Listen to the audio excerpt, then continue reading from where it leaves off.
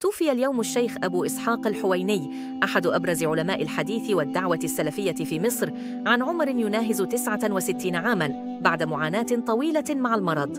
وأعلن نجلة حاتم الحويني عبر صفحته الرسمية على فيسبوك خبر وفاته، حيث قال: إنا لله وإنا إليه راجعون، مات أبي.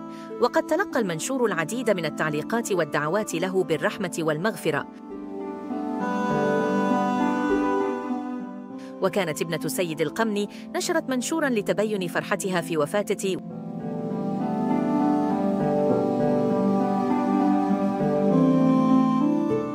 ولد الشيخ أبو إسحاق الحويني، واسمه الحقيقي هو حجازي محمد يوسف شريف، في عام 1956 بقرية حوين في محافظة كفر الشيخ.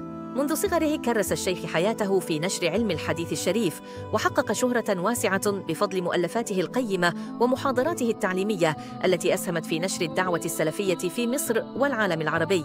وكان الشيخ قد تعرض لجلطة في المخ أثناء وجوده في قطر، حيث تم نقله إلى المستشفى لتلقي العلاج. ومنذ ذلك الوقت طلبت عائلته من المحبين الدعاء له بالشفاء العاجل.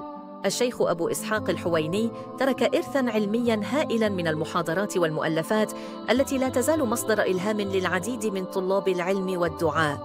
عرف بتفسيره العميق للحديث النبوي الشريف ودعوته للتمسك بتعاليم الإسلام السلفية.